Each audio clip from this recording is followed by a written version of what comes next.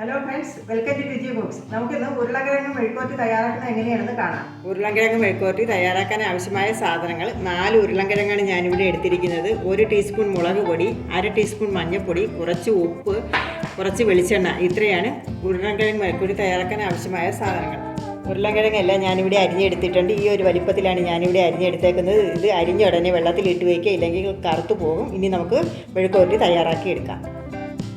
ഉരുളക്കിഴങ്ങെല്ലാം നമുക്ക് ഊറ്റി വെള്ളത്തോട്ട് ഇടാൻ പാടില്ല. വെള്ളം എല്ലാം കളഞ്ഞിട്ട് ഇങ്ങനെ ഊറ്റിയിടാം.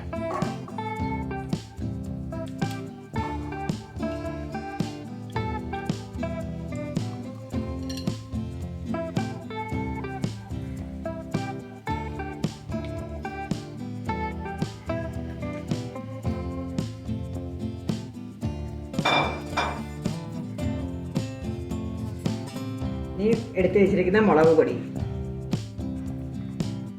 മഞ്ഞൾപ്പൊടി, ആവശ്യത്തിന് ഉപ്പ്,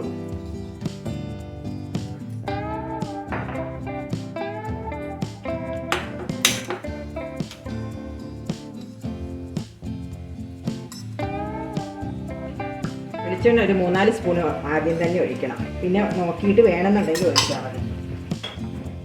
നന്നായിട്ടൊന്ന് മിക്സ് ചെയ്യാം.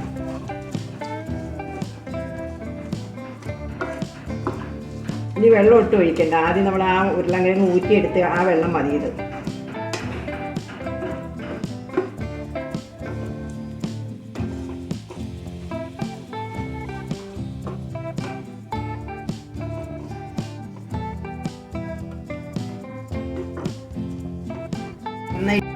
നന്നായിട്ട് ഇളക്കിയിട്ടുണ്ട്. ഇനി നമുക്കിതിനെ അടച്ചു വെച്ച് വേവിക്കാം.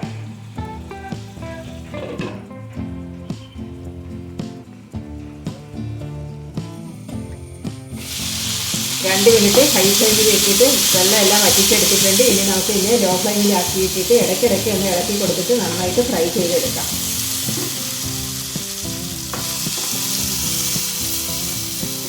ഇനി അടച്ച് തന്നെ വയ്ക്കുക. എന്നിട്ട് ഇടയ്ക്കിടയ്ക്ക് ഒന്ന് ഇളക്കി കൊടുക്കണം.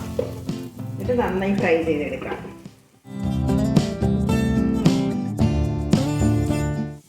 പൊട്ടറ്റോ എല്ലാം നല്ല ഫ്രൈ ആയിട്ടുണ്ട്. ഈ ഒരു പരുവാകുമ്പോൾ നമുക്ക് ഗ്യാസ് ഓഫ് ചെയ്യാം. പൊട്ടറ്റോ ഫ്രൈ ഇവിടെ റെഡി ആയിട്ടുണ്ട്. ചോറിൻ്റെ ഒപ്പം കഴിക്കാൻ വളരെ നല്ലതാണ്. എല്ലാവരും ഒന്ന് ട്രൈ ചെയ്ത് നോക്കുക. ഇഷ്ടപ്പെട്ട ലൈക്ക് ചെയ്യുക, ഷെയർ ചെയ്യുക, സബ്സ്ക്രൈബ് ചെയ്യുക. അടുത്ത ആഴ്ച മറ്റൊരു വീഡിയോയിൽ നമുക്ക് കാണാം. അതുവരെ ഗുഡ് ബൈ.